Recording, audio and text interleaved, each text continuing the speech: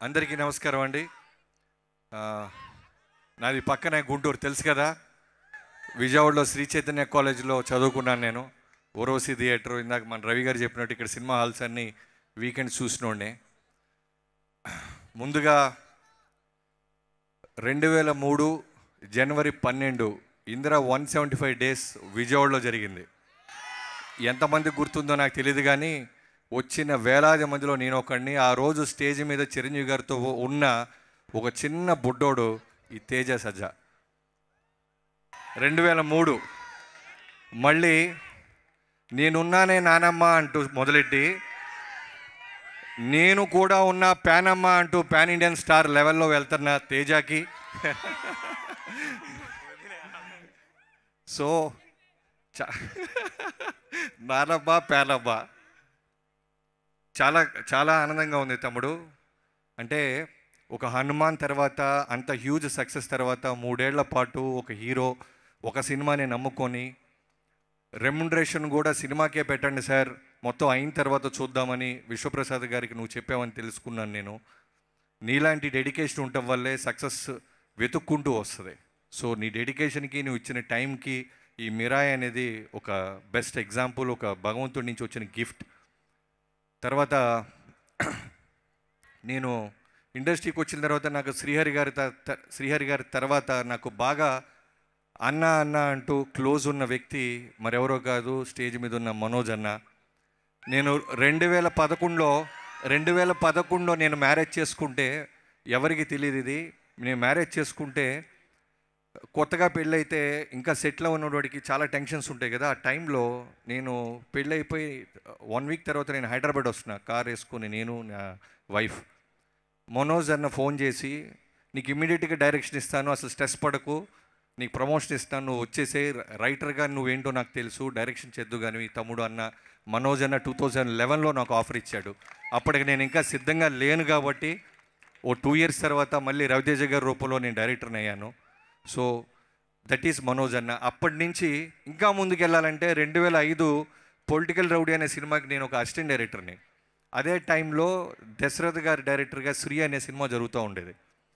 మనోజ్ అన్న అంటే ఎలా ఉంటుందంటే, ఒక 10 మంది స్నేహితులతో కిటకిటలాడుతుంటుంది. యావిడ్, షూటు, ఫుడ్డు, అందరినీ ఈక్వల్గా చూసుకుంటూ ఉంటాడు. సో అప్పుడున్న నన్ను అసిస్టెంట్ డైరెక్టర్గా కూడా మనోజ్ అన్న ఇదే రెస్పెక్ట్ ఇచ్చేవాడు. మనోజ్ అన్న, మళ్ళీ నీకు గ్యాప్ వచ్చింది అంటున్నారు, గ్యాప్ తీసి పక్కన పెడితే తొక్కి అవతలేసావు.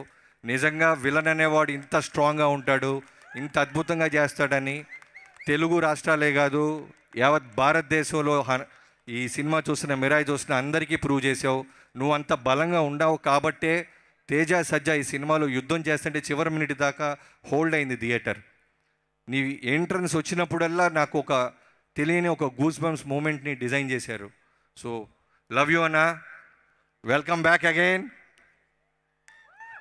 సో తర్వాత ఈ సినిమా డైరెక్టర్ గురించి చెప్పాలి. కెమెరామెన్గా, స్క్రీన్ ప్లే రైటర్గా, కథకుడిగా, డైరెక్టర్గా ఈ సినిమా తను తీర్చిదిద్దిన విధానం నిజంగా చాలా గొప్ప విషయం, చాలా కష్టం కూడా. నాకు కార్తీక్ ఘట్టంనేని ఫస్ట్ సినిమా సూర్య వర్సెస్ సూర్య కూడా నాకు ఇష్టం. ఆ తర్వాత తను చేసిన సినిమాలు ఈగలు కూడా ఇష్టం. అది రెవెన్యూ దగ్గర, బాక్స్ ఆఫీస్ దగ్గర ఎలా రెవెన్యూ వచ్చినా ఇవన్నీ పక్కన పెడితే తన క్రాఫ్ట్ చాలా ఇష్టం నాకు.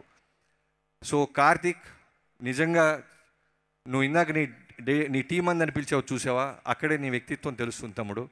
నేను ఎప్పుడూ అనుకుంటా నా సినిమా ఈవెంట్స్కి, ప్రీ రిలీజ్ ఈవెంట్కి టీం పిలవాలని, బట్ ఎక్కడో మైక్ పట్టుకోగానే వచ్చే భయం వల్ల, లేకపోతే పెద్దవాళ్ళ పేర్లు చెప్పే ప్రాసెస్లోనూ మిస్ అయిపోతుంటాను. నేను చూడంగా నాకు అదే అనిపించింది. నా నెక్స్ట్ సినిమా మాత్రం ఫస్ట్ అందరికంటే ముందు నా టీం స్టేజ్ ఎక్కిస్తాను, నువ్వే example.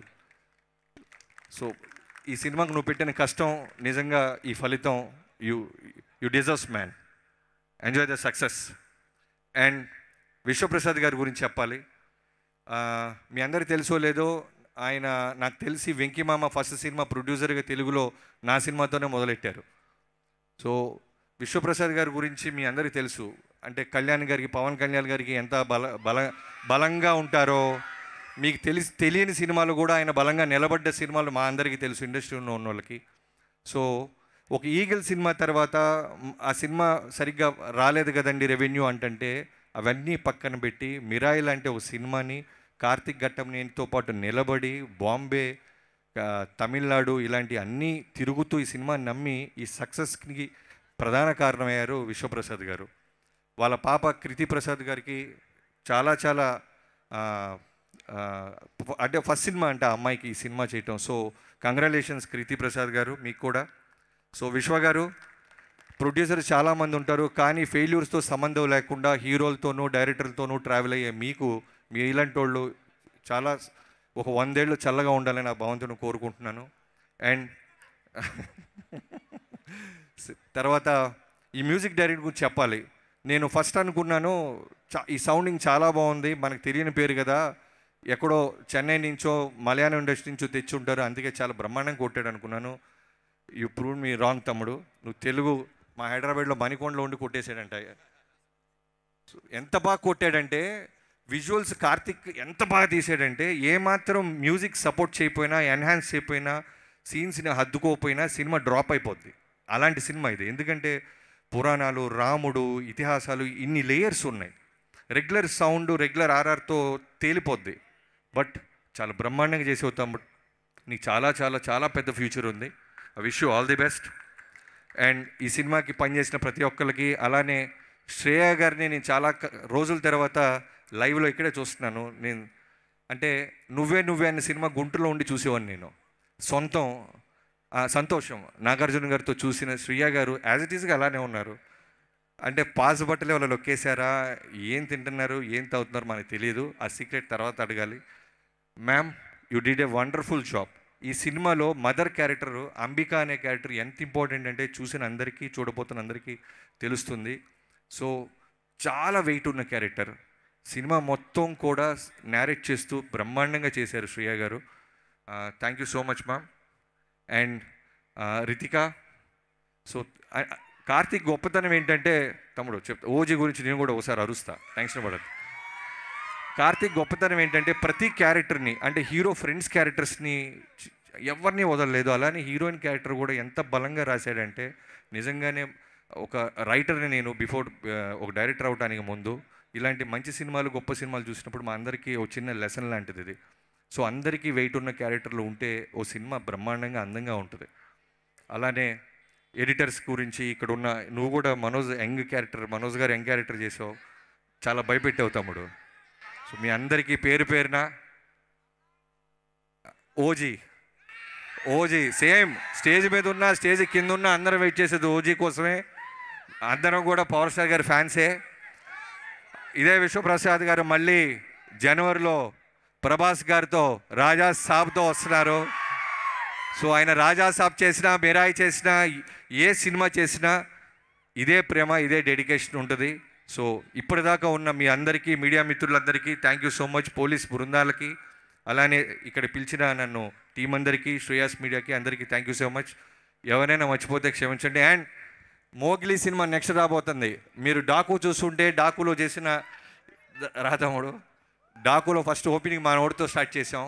So Sandeep Raj colour photo లాంటి ఒక నేషనల్ అవార్డు సినిమా తీసిన నెక్స్ట్ ఈ బ్యానర్ రాబోతున్న సినిమా మోగ్లీ. ఖచ్చితంగా మిరాయి సక్సెస్ నీకు కంటిన్యూ అవుద్దని, దానికంటే మంచి పేరు వస్తుందని నమ్ముతున్నాను తమ్ముడు. I wish you all the best. Thank you so much.